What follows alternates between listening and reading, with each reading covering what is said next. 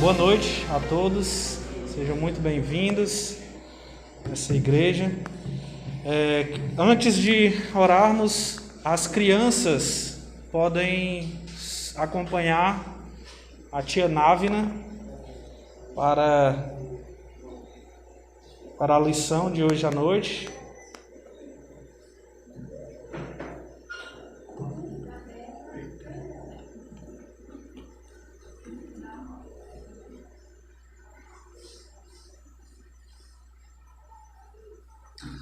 Vamos então orar e abrir na carta de Paulo aos Filipenses, capítulo 3, para meditarmos na palavra do Senhor. Oremos. Santíssimo Deus, bondoso Pai, Senhor, nos colocamos em Tua presença, com a Tua palavra aberta, com a Tua palavra diante de nós, com temor, com reverência, Deus, à Tua santíssima palavra, que ela seja exposta, Deus, de maneira fiel, e que o Seu Espírito Santo trabalhe, Deus, em nosso meio, em nossos corações, nos fazendo ser edificados, Pai, pela Tua palavra, pelo Teu Espírito, Deus. Te pedimos que o Seu Espírito Santo atue, Deus, nessa noite, porque sem Ele tudo é vão. Te oramos em nome de Jesus Cristo, nosso amado Senhor. Amém. Vamos abrir então as nossas Bíblias na carta do apóstolo Paulo aos Filipenses. Podem deixar abertas no capítulo 1. Nós iremos meditar nos versículos do versículo 7 a 11 do capítulo 3, mas vamos contextualizar um pouco nessa carta antes de entrarmos no texto propriamente dito. Vamos ao capítulo 1, versículo 13 e 14. O apóstolo Paulo diz: de maneira que as minhas cadeias em Cristo se tornaram conhecidas de toda a guarda pretoriana e de todos os demais, e a maioria dos irmãos, estimulados no Senhor por minhas algemas, ousam falar com mais desassombro a palavra de Deus. Então Paulo estava escrevendo essa epístola, essa carta aos irmãos que moravam em Filipos, da cadeia. Paulo estava em prisão e muito provavelmente Paulo estava em Roma quando escreveu essa carta, pois ele tinha a expectativa de que logo mais o seu julgamento viria de forma definitiva. Paulo não teria mais a quem apelar. Capítulo 2, versículo 17, Paulo diz: entretanto, mesmo que seja eu oferecido por libação sobre o sacrifício e serviço da vossa fé, alegro-me com todos vós, me congratulo. Paulo tinha a expectativa de que logo mais ele seria ou liberto ou condenado, ou ser oferecido como libação, ou como uma oferta pela fé dos irmãos, como alguém que estaria morrendo pela fé que os irmãos também tinham lá em Filipos. Filipos era uma cidade grega que tinha sido conquistada pelo imperador Filipe II e por isso recebeu esse nome após essa conquista. Passando um pouco aí do capítulo 4, versículo 14, Paulo diz: todavia, fizestes bem associando-vos na minha tribulação. Paulo estava escrevendo essa carta da prisão e ele define a sua situação como tribulação. Paulo estava em sofrimento quando escreve essa carta. E é interessante, se você folhear, se você olhar rapidamente aí a todos os versículos dessa carta, Paulo cita 16 vezes a palavra alegria, ou regozijo, ou gozo.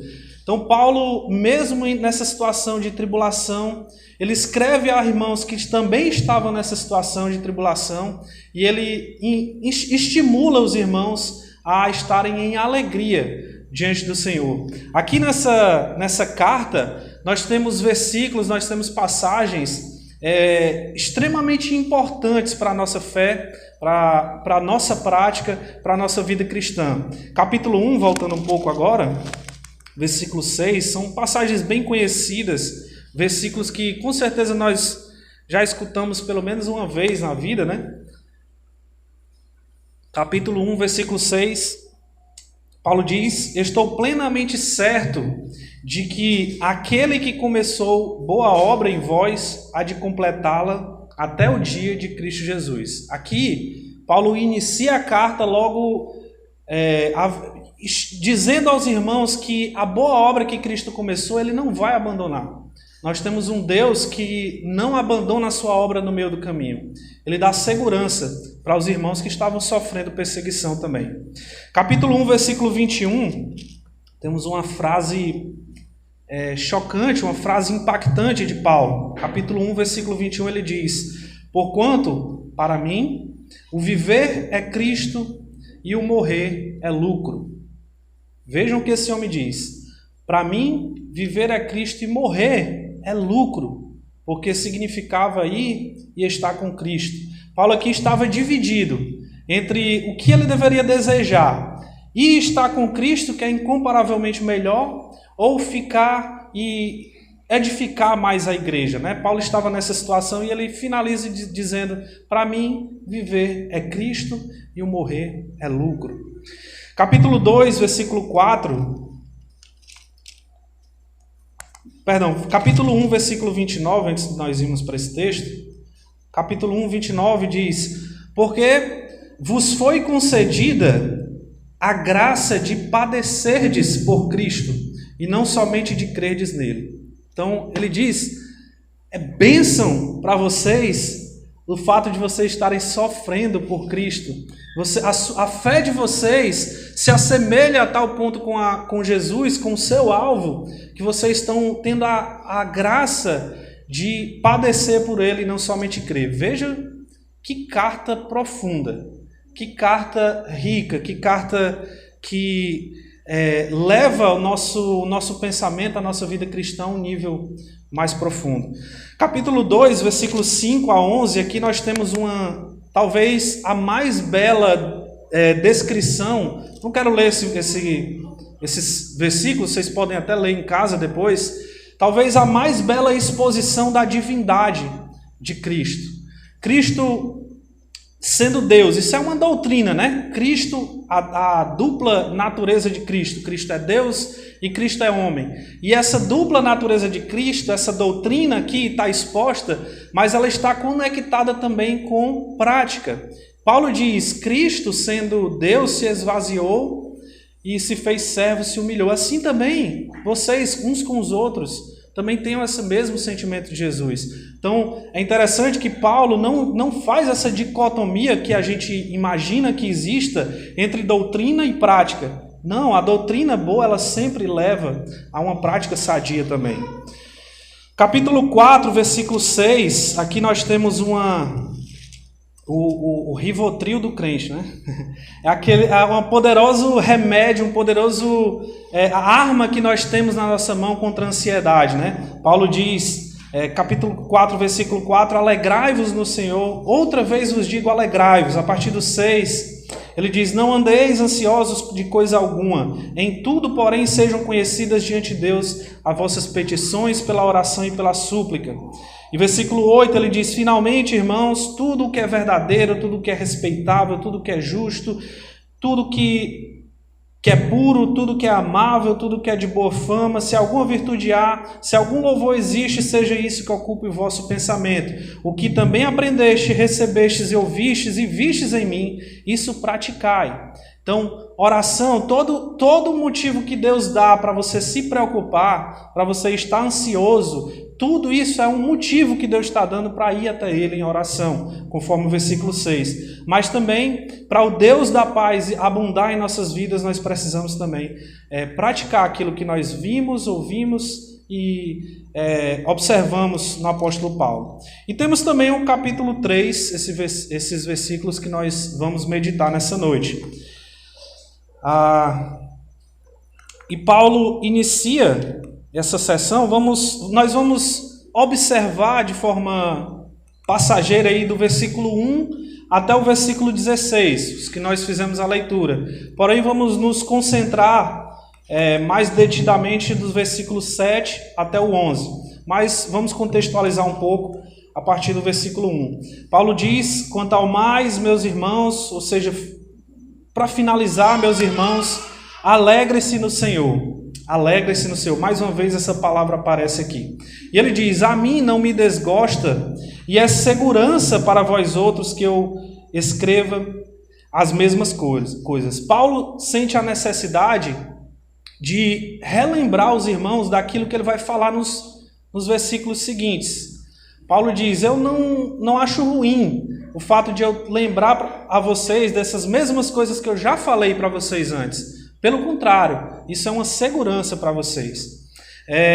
Sempre que nós deixamos de olhar para as verdades bíblicas, e os versículos seguintes, Paulo deixa claro qual é o assunto que ele vai falar, que é o assunto da salvação somente por Cristo.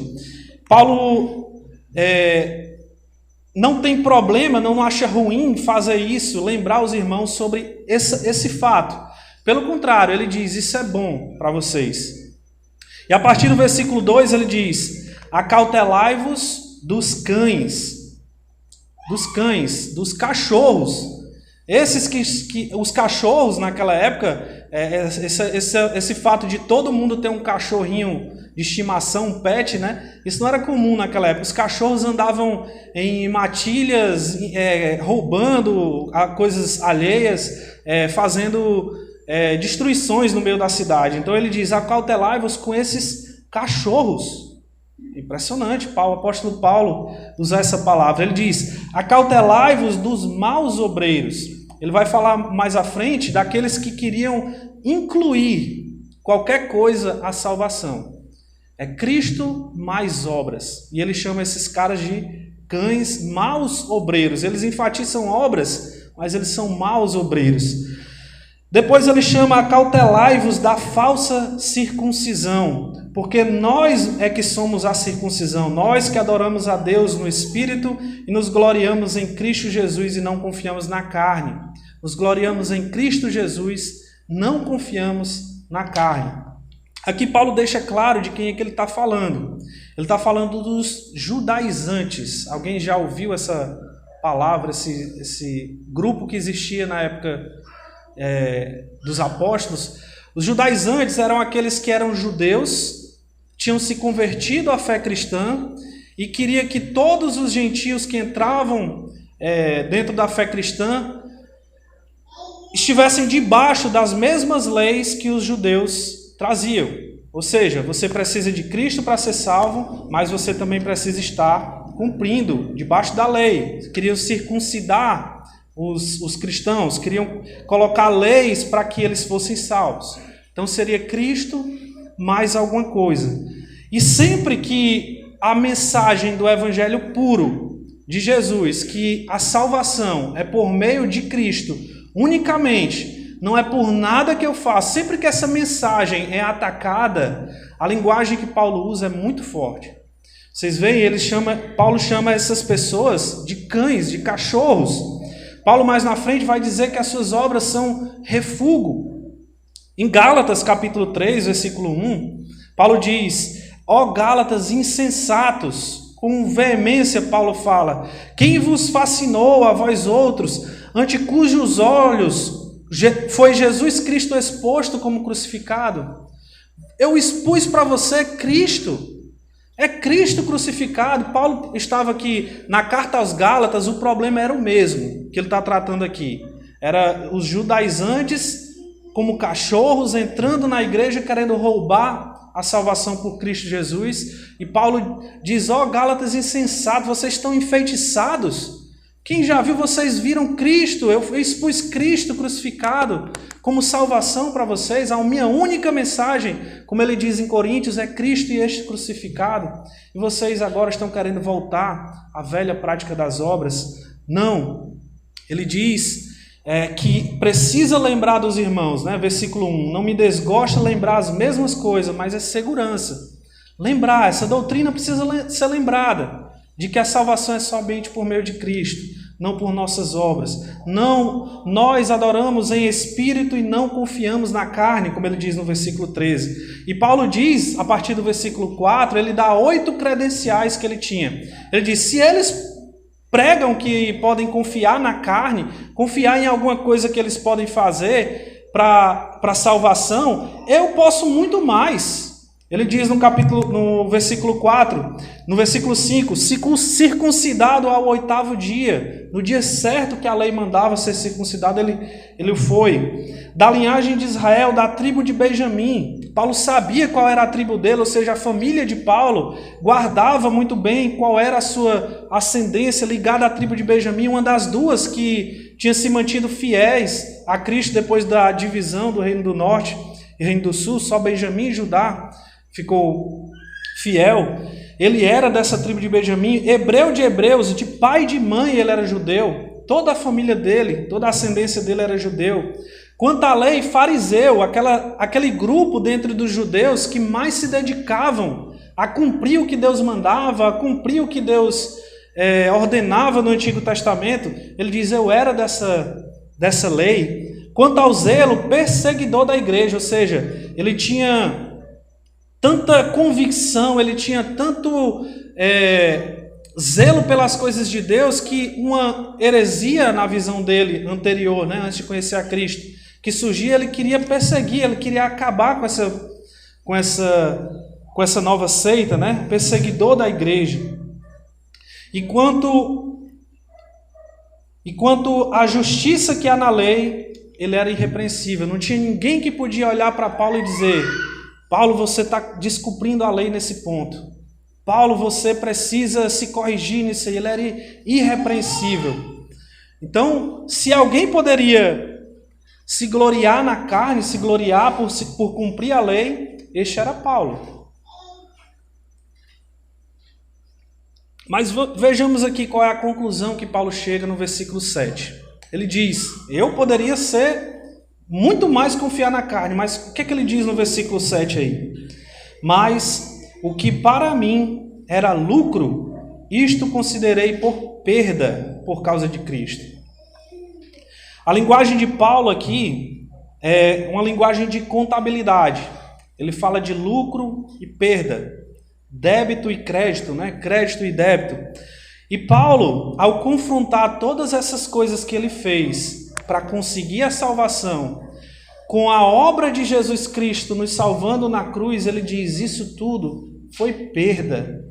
Foi perda de tempo eu fazer alguma coisa para... Quando eu olho para a sublimidade da obra de Cristo na cruz, o que eu fiz foi perder tempo. E o pior, ele diz, o que eu fiz não é que não valeu nada, é que foi perda. Ele diz, eu estou em débito diante de Deus quando eu olho para as coisas que eu fiz e quero apresentar elas como motivo da minha salvação. Paulo diz, mas para mim, o que era lucro, isto considerei por perda, por causa de Cristo. Paulo é enfático, Paulo não quer deixar dúvida na cabeça dos irmãos de que eles podem fazer alguma coisa para receber salvação. Pelo contrário, salvação é somente por meio de Cristo, por causa de Cristo. Eu considero tudo que eu fiz para obter salvação como perda. Quando essas coisas são confrontadas com a obra de Cristo na cruz, o que Paulo diz isto me traz condenação. Eu querer apresentar algo nas minhas mãos diante de Deus, isto para mim é perda, é condenação diante de Deus. Eu estou em débito diante de Deus. Então, Paulo aqui, ele revela que ele abandonou, ele eliminou, ele destruiu qualquer obra que ele pudesse, qualquer ilusão de que ele poderia ter uma segurança diante de Deus por meio de obras. Paulo abandona tudo isso e se agarra pela fé, pela esperança da obra de Cristo. E assim ele pode receber justiça, mas justiça não dele, justiça de Deus. E aqui nós vamos observar 5 passos que Paulo dá para explicar aos irmãos a salvação somente por Cristo e não por obras. Nós vamos dar os 5 passos que Paulo deu aqui para fazer os irmãos entenderem que a salvação é somente por Cristo. E o passo número 1 é que se Cristo é sublime, as minhas obras são esterco. Vamos continuar a leitura, versículo 7. Mas o que para mim era lucro, isto considerei perda por causa de Cristo. Sim, deveras considero tudo como perda por causa da sublimidade do conhecimento de Cristo Jesus, meu Senhor. Sim, deveras considero tudo como perda por causa da sublimidade do conhecimento de Cristo Jesus, meu Senhor.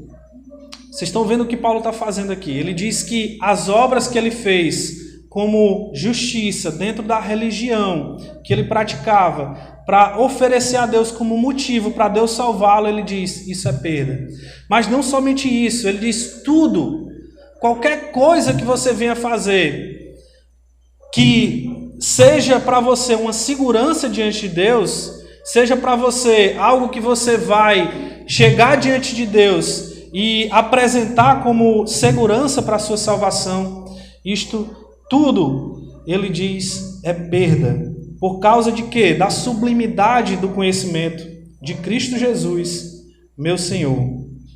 E as palavras que Paulo usa novamente para falar sobre esse tema são duras. Ele diz, a partir do capítulo 9, a continuação, né, ele diz, por amor do qual, de Cristo, perdi todas as coisas e as considero como refúgio para ganhar a Cristo e ser achado nele. A tradução aí ela foi leve para expressar a palavra que Paulo usou. Refúgio aí é literalmente esterco, fezes de animais. O que Paulo diz é tudo considero como refúgio, como esterco, por causa da sublimidade do conhecimento de Jesus, para ganhar a Cristo e ser achado nele. Então, irmãos, qualquer coisa que você pense na sua mente que é algo que te credencia a estar diante de Deus, com alguma justiça nas suas mãos para entregar a Deus, isto nós precisamos considerar como perda. Isso é refúgio.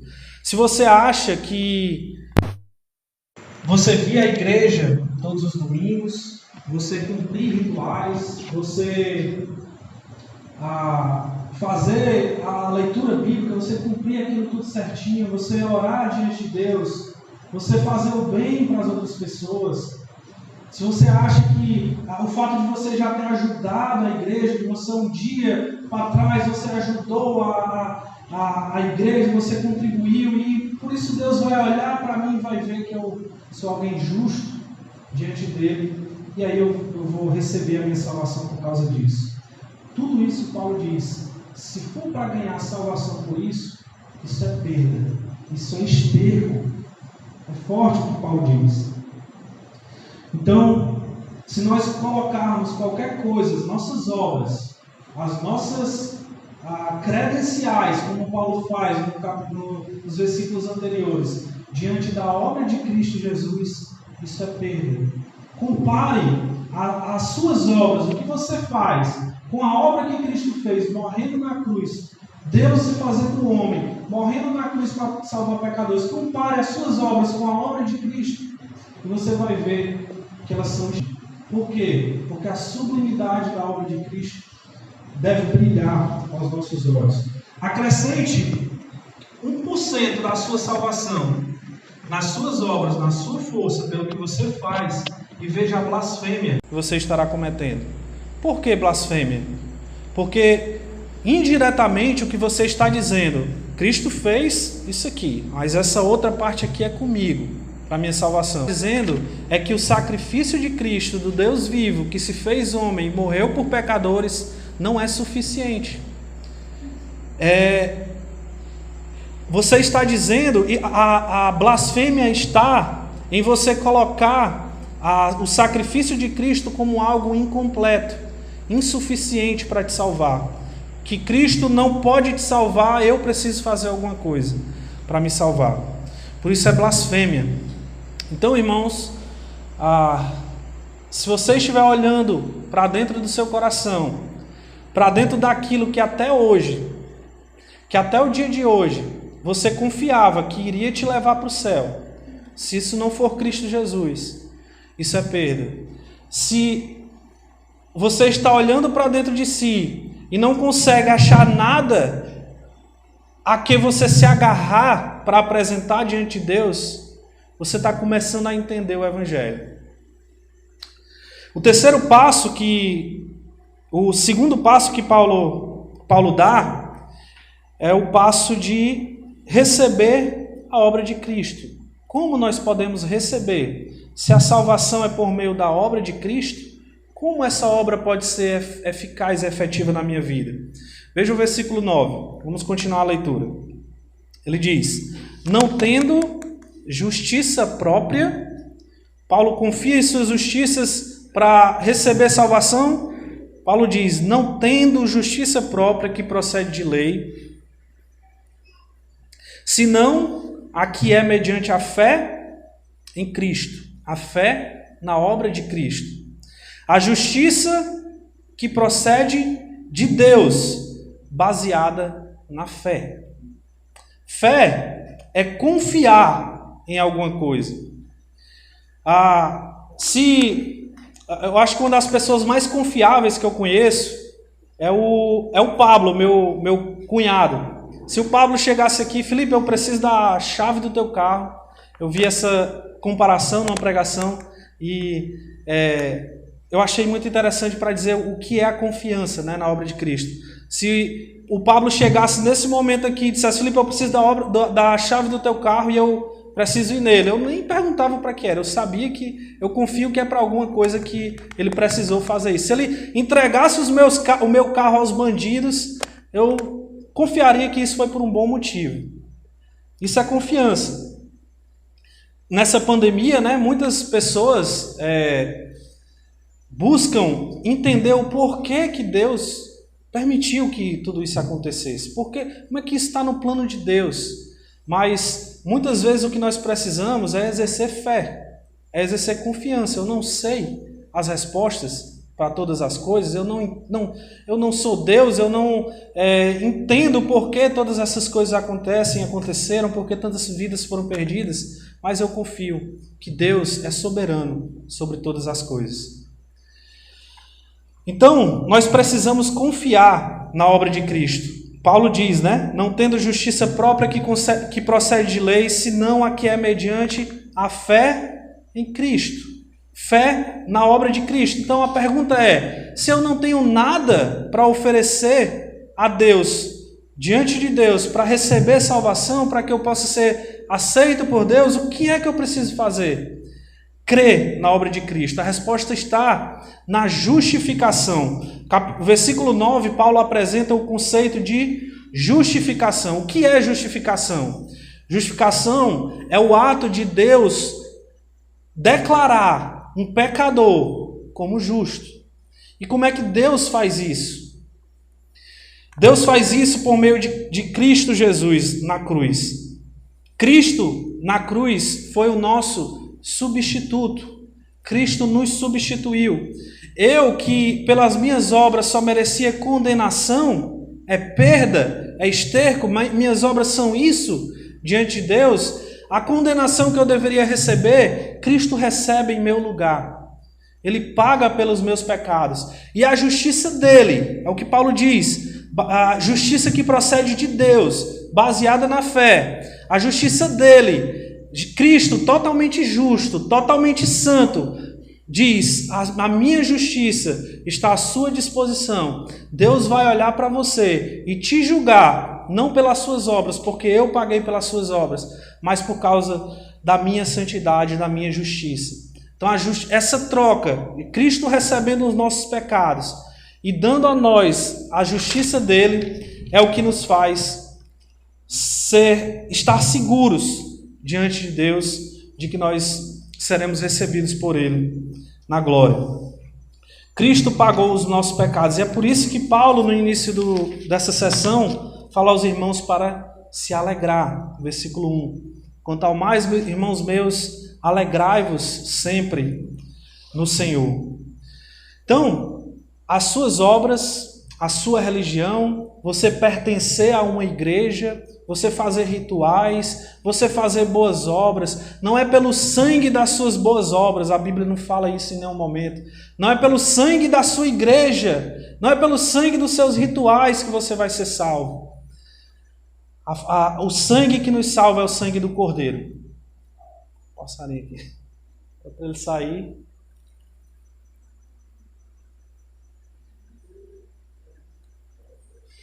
Pousou. Vê se eles ficam quietos agora. Então, meus irmãos, nada em nós nos credencia a estar diante de Deus com segurança. Se você estava seguro até hoje, até o dia de hoje, por alguma coisa que você faz, por alguma coisa que está nas suas mãos para receber salvação, abandone isso. Você nunca vai ter paz na sua vida, da sua salvação, se for por esse meio. Agora ele vai. Ah, foi não.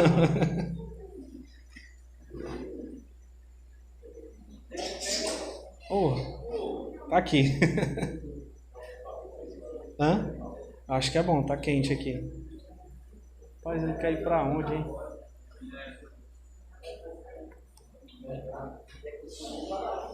Mesmo que eu tenha uma dessas dele bater na parede e correr.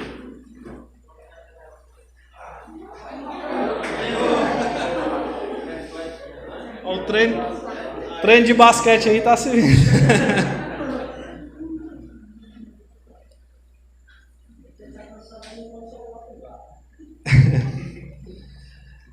Então é isso, meus irmãos. A nossa salvação, a salvação que Cristo oferece não é pelo sangue das nossas boas obras, não é pelo sangue dos nossos rituais, da nossa igreja, de nada, a não ser o sangue do Cordeiro.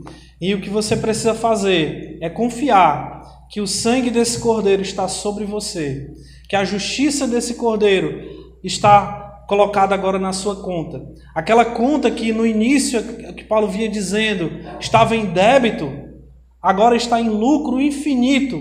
Por quê? Pela obra de Cristo. Existe a obra de Cristo e nós precisamos confiar, receber essa obra de Cristo para pagar pecados por meio da fé.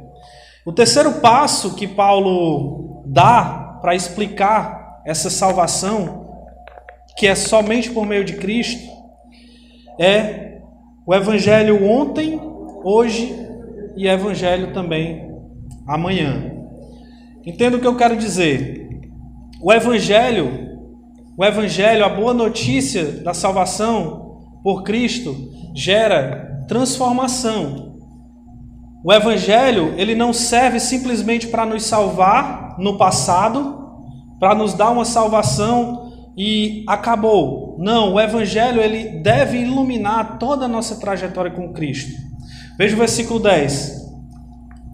Versículo 10. Para o conhecer e o poder da sua ressurreição e a comunhão dos seus sofrimentos, conformando-me com ele na sua morte. Então o Evangelho, corrigindo a frase, na realidade o Evangelho não traz só transformação. O Evangelho traz conformação. Paulo diz, conformando-me com ele na sua morte. E aqui é algo que nós precisamos parar para refletir um pouco mais a fundo. Olha o que Paulo está dizendo. Eu não sei se vocês conseguiram captar o que Paulo está querendo dizer aí. Olha o que ele diz. Para o conhecer e o poder da sua ressurreição e a comunhão dos seus sofrimentos, conformando-me com ele na sua morte. Paulo estava na prisão, esperando uma sentença que possivelmente poderia ser a sua morte. E o que Paulo está querendo dizer, eu quero conformar-me a Cristo a tal ponto de morrer por ele. Então, irmãos, é algo sério. Paulo e os apóstolos, em todo o Novo Testamento, o que nós vimos é Paulo e os apóstolos dispostos a morrer, a sofrer pelo Evangelho. Vamos abrir aí em Atos, capítulo 5, versículo 41. Os apóstolos foram presos. Atos capítulo 5, versículo 41.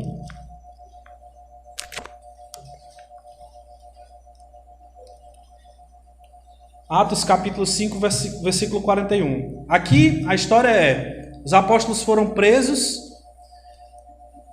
foram açoitados pelos judeus, e quando eles saem, a narrativa da saída deles depois desse episódio, de eles serem presos e açoitados, é essa: e eles se retiraram do sinédrio, regozijando-se por terem sido considerados dignos de sofrer afrontas por esse nome. Vocês entenderam? Eles saíram depois de receber açoites, regozijando-se, se alegrando, porque Deus os considerou dignos de sofrer por causa do Evangelho. Será que isso se assemelha ao que nós vivemos em nossas vidas? Será que a sublimidade do conhecimento de Cristo que fez os apóstolos, o apóstolo Paulo aqui, se alegrar, achar uma bênção de Deus, eles serem perseguidos, eles serem açoitados, eles serem considerados dignos de sofrer pelo Evangelho? Será que isso se assemelha de algum modo ao Evangelho que nós vemos hoje? Meus irmãos, para muitas mensagens por aí, Cristo, que para Paulo é conhecimento sublime, não passa de um item a mais a qual eles escutam. Em muitas mensagens que nós vemos por aí, Cristo, eu escuto isso aqui, eu sigo isso aqui, a minha vida é guiada por isso aqui, e também pela palavra de Deus, por Cristo, é mais uma coisa que eu escuto. Para Paulo é conhecimento sublime, mais alto do que qualquer coisa possa indicar. Enquanto para os apóstolos, Cristo é o único nome pelo qual nós devemos ser salvos, está em Atos capítulo 4, versículo 12. Em muitas mensagens do nosso dia isso é esquecido, e Cristo é apenas mais um motivo que eu levo nas minhas mãos. Eu tenho uma sacolinha de Papai Noel com coisas que eu posso apresentar a Deus, e eu posso apresentar a minha igreja, a minha religião, as minhas orações, a minha fidelidade, as minhas boas obras, as minhas boas ações. Ia me esquecendo, mas tem Cristo também. Eu conheci Cristo aí algum dia na minha vida. Para os apóstolos, Cristo é o único nome pelo qual nós devemos ser salvos. Qualquer dessas outras coisas é esterco diante de Deus, se isso for para substituir Cristo, se isso for para receber a glória de Cristo pela nossa salvação. Enquanto Cristo, para a Bíblia, é novo nascimento, é arrependimento, ou seja, é mudança radical de direção. Enquanto Cristo é Senhor, na Bíblia, nós chamamos o nosso Senhor Jesus Cristo se tornou tão banal que a gente não pensa no que significa Cristo ser Senhor. Isso significa que eu sou um servo. Para muitas mensagens dos nossos dias, Cristo é que me segue. Eu estou aqui na minha vida e Cristo vai me seguindo atrás de mim para abençoar aqui os caminhos que eu vou seguindo. Cristo é que é o nosso seguidor. Mas na história da redenção, meus irmãos, nós seguimos Cristo. O nosso alvo é Cristo. A servidão parece que está se invertendo, parece que Cristo é o servo, é o Papai Noel, é aquele que é o gênio da lâmpada que está ali seguindo a minha estrada, e na hora que eu preciso eu esfrego a lâmpada e ele cumpre aquilo que eu desejo no meu coração. A mensagem de Cristo não é essa. A mensagem de Cristo é: vem e segue-me. A mensagem de Cristo é: tome a sua cruz e siga-me. Ele é o Senhor, não nós. Mas para muitas mensagens parece que essa coisa se inverteu. E eu pergunto, eu faço uma reflexão para todos nós. Será que em nossas vidas, será que na sua vida, Cristo é isso? É um servo seu? Será que você tem na tua vida prática mesmo, parece que se você só se lembra de Cristo, Cristo só está ali nos momentos em que você precisa de alguma coisa? e Ele está ali para te abençoar. E aqui, olhando para esses exemplos dos apóstolos, nós precisamos pensar um pouco sobre o que é bênção. Todos nós pedimos, Deus nos abençoe, Deus abençoe a vida de fulano. E o que é bênção na Bíblia? Vamos para Romanos, capítulo 8, versículo 38 e 39.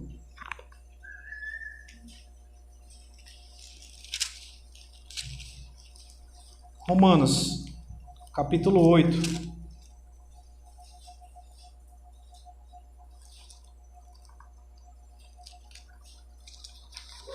Perdão, versículos 28 e 29.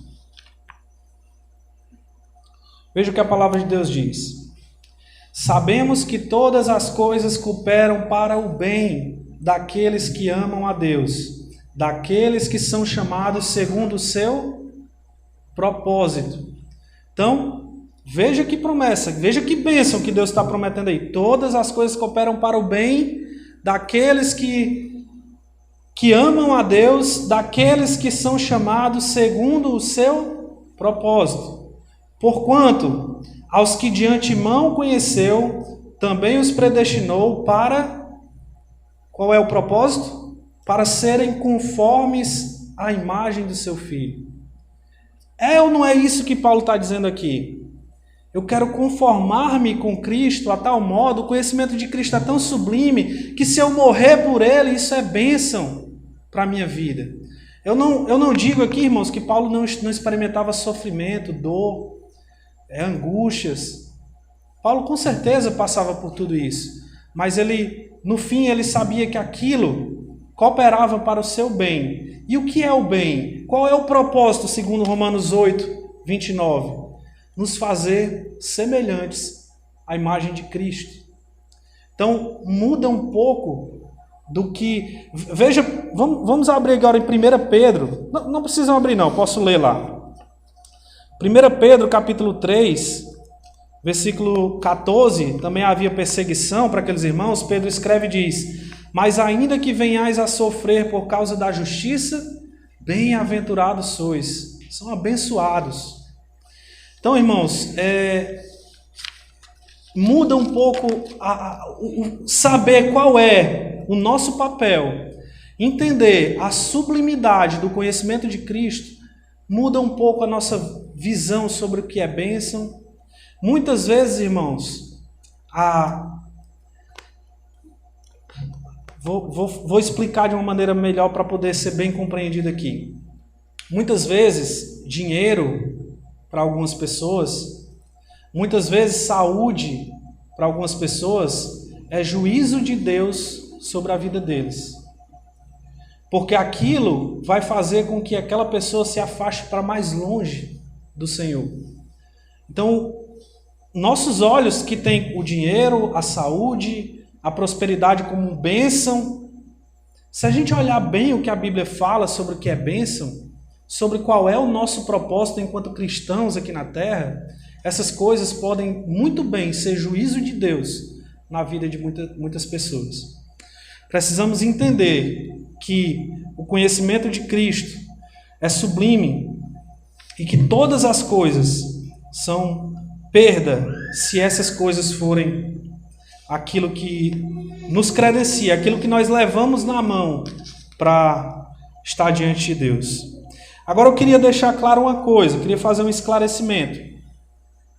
Considerar tudo como perda para ganhar a Cristo, para ser achado nele, pela sublimidade do conhecimento de Cristo, não significa que você tem que abandonar o seu trabalho, abandonar a sua família, abandonar tudo que você tem na sua vida e ir para um mosteiro, ficar orando lá, fazer isso para o resto da sua vida. Isso não é isso que Paulo quer dizer quando ele diz que todas essas coisas são esterco. Mas se essas coisas forem aquilo que você está levando nas mãos para estar em segurança diante de Deus, isso é esterco, isso é perda, isso é condenação diante de Deus.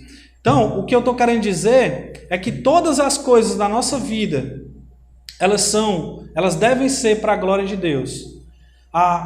Por exemplo, o nosso casamento a nossa família, os nossos pais devem ser para a glória de Deus. Meu relacionamento com minha esposa deve ser para a glória de Deus. O meu respeito aos pais, a minha submissão aos irmãos, as minhas obras que são boas, que Deus afirma que nós devemos buscar tudo que é bom, como fala no capítulo 4 de Filipenses, essas coisas devem ser para a glória de Deus. Então o seu trabalho deve ser para a glória de Deus. Isso deve levar aqueles que têm patrões a servir de modo digno aos seus patrões, a fazer do que você está fazendo ali para o seu patrão algo para Deus. É o que 1 Coríntios diz: quer comais, quer bebais, quer vocês façam qualquer outra coisa, façam para a glória de Deus. Isso deve levar os patrões a tratar com dignidade os empregados, porque a finalidade não é você explorar o seu empregado a ponto de sugar tudo que ele tem para você ganhar dinheiro. Não, o seu negócio é para a glória de Deus. Isso deve levar aos empresários a buscar negócios justos, buscar negócios santos, negócios sinceros, sem enganação. Tudo na nossa vida deve ser para a glória de Deus. O fato de você se esforçar, trabalhar duro para alimentar a sua família de forma digna, isso é para a glória de Deus. Todas as coisas devem ser para a glória de Deus. E o passo 3 agora, o terceiro passo que o apóstolo Paulo dá para nos explicar a sublimidade do conhecimento de Cristo, o fato de que somente por Cristo nós temos salvação, é o passo de desejar mais a Cristo. Vamos para o versículo 11. Para de algum modo alcançar a ressurreição dentre os mortos. Paulo, a partir do versículo 12 até o versículo 16, Paulo começa a gerar uma imagem na mente dos irmãos para definir o que é a vida cristã. E essa imagem é uma imagem de uma corrida, a imagem de uma caminhada. Isso é o que a vida cristã é, uma caminhada. No momento em que nós somos conquistados por Cristo, Paulo aqui não está falando, quando ele fala para ganhar a Cristo, quando ele fala para o conhecer, para alcançar a ressurreição, Paulo não está dizendo que nós devemos correr a nossa caminhada cristã para ser salvos. Mas o que Paulo quer dizer é que o alvo, Cristo não é o alvo somente no momento em que nós precisamos ser salvos, mas Cristo é o alvo durante toda a nossa caminhada cristã. Cristo não deixa de ser o alvo, o Evangelho não deixa de iluminar a vida cristã no momento em que nós somos salvos. A vida cristã é uma caminhada. Capítulo 2, uma página aí atrás, versículo 12, Paulo diz: assim, pois, amados meus, como sempre obedecestes, não só na minha presença, porém muito mais agora na minha ausência, desenvolvei a vossa salvação com temor e tremor. Então a salvação não é algo estático, não é algo que aconteceu um dia quando eu entendi, Cristo me salvou, eu confio, agora eu entreguei minha vida a Cristo, eu sigo a Cristo, eu sou um cristão. E aconteceu nesse dia e parou. Não, o Evangelho é algo que se desenvolve, é algo que se mexe, é algo dinâmico, é algo que deve nos levar a cada dia a estar na nossa caminhada, na nossa corrida, com um alvo, Cristo. E esse alvo levava o apóstolo Paulo a dizer: se meu alvo é Cristo, se Cristo morreu pelas mãos dos injustos, eu também quero ser digno de me conformar a Ele até na sua morte. A vida cristã é uma caminhada. Isso é pouco lembrado nos nossos meios. Muitas vezes nos meios reformados também. De enfatizar a salvação por Cristo para salvar, mas muitas vezes esquece que por essa mesma salvação nós devemos fazer boas obras. Porque essa salvação é tão sublime, o conhecimento de Cristo é tão sublime, Ele é o meu alvo a tal ponto de que todos os dias eu desejo me assemelhar mais com Ele, se necessário for, até morrer por Cristo. Então, Paulo aqui ressalta um aspecto da vida cristã de que Cristo mesmo é o nosso alvo e o nosso prêmio. Paulo corre aqui não para ganhar salvação, mas para ganhar mais de Cristo, para ter um relacionamento mais íntimo com o Senhor, para se assemelhar mais com Cristo. O próprio Cristo é o prêmio que deve nos motivar na nossa caminhada. E existem, como nossa caminhada na fé é de desenvolvimento, é de crescimento em direção ao alvo, isso não significa que nós não tenhamos altos e baixos na nossa caminhada cristã. Mas esses altos e baixos, estão sempre na direção do alvo. O cristão, ele está sempre desenvolvendo a salvação. E agora a continuação daquele versículo 13 agora, do capítulo 12, ele diz: porque Deus é quem efetua em vós, tanto o querer como o realizar, segundo a sua boa vontade. Então Cristo, Paulo, em muitas outras passagens, é claro ao dizer: nós fomos criados em Cristo. No momento em que nós fomos salvos, nós temos um novo alvo, nós temos uma nova rota, uma caminhada que nos leva ao alvo, que é Cristo. E nós fomos salvos e Deus nos deixou aqui na terra para poder se assemelhar com Cristo. Então a salvação não é algo isolado que acontece no passado, mas algo que se desenvolve, algo dinâmico, algo que nos leva a nos conformar mais com Cristo, como Romanos capítulo 8, 39 diz, como Efésios capítulo 2, versículo 10 diz, como capítulo 2, versículo 13 diz, e aqui mais uma vez, nossa salvação que aconteceu, que Paulo diz, né, no capítulo 3, aí, no versículo 16, no versículo 12 ele diz: mas prossigo para conquistar aquilo para o que também fui conquistado por Cristo Jesus. No versículo 16 ele diz: todavia andemos de acordo com o que já alcançamos. Então aquilo que nós recebemos de Cristo deve gerar em nós desenvolvimento, deve gerar em nós assemelhamento com Cristo, nosso Senhor. E aqui, para finalizar, eu quero fazer duas aplicações somente, rapidamente, para a gente finalizar. A primeira aplicação é a seguinte: se até o dia de hoje você tenta obter segurança da sua eternidade por meio das suas obras, por meio daquilo que você faz, por meio de rituais, por meio de vir à igreja, por meio de boas obras, dinheiro, qualquer coisa, você nunca terá paz por esse meio. Se você não tem a segurança da sua salvação, Cristo é suficiente para te salvar. O que Cristo fez na cruz, recebendo o seu pecado e oferecendo a justiça dele, para que nós fôssemos julgados por Deus pela justiça dele e não pela nossa, é suficiente para te salvar. Então abandone todas essas coisas, desista de tentar pelos seus meios acalmar o seu coração, dar paz ao seu coração pelas suas próprias mãos, levar diante de Deus mãos cheias. O que nós devemos fazer?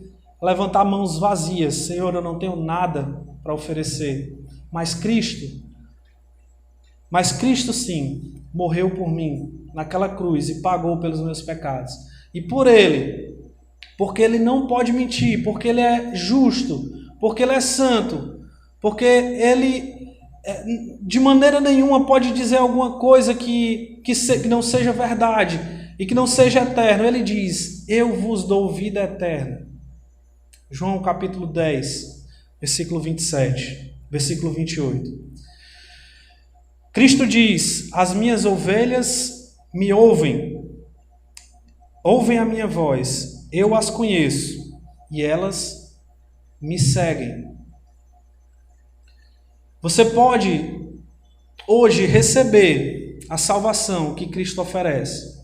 Cristo fez já uma obra na cruz. Você pode ser salvo por obras, mas pela obra de Jesus, pela obra perfeita, suficiente para pagar todos os seus pecados, para te dar segurança diante de Deus. Cristo diz: as minhas ovelhas ouvem a minha voz, eu as conheço e elas me seguem.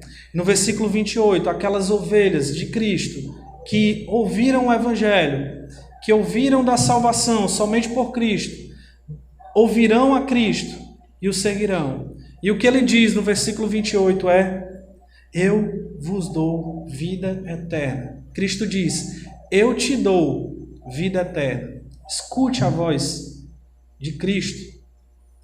Escute a voz de Cristo te prometendo: eu te dou vida eterna. Eu não é nada em você. Se você ainda resiste em levar alguma coisa das suas obras para Deus, isso você está dizendo que a obra de Cristo não é suficiente para te salvar. Ouça a voz de Cristo. Eu queria fazer uma pausa nessa pregação para orar a Deus por todos aqueles que pode ser que estejam nesse momento escutando a voz do Espírito Santo chamando para a salvação em Cristo. A abandonar religião, a abandonar as suas boas obras, isso não te dará segurança diante de Deus. Abandone tudo isso e vá somente por Cristo receber salvação.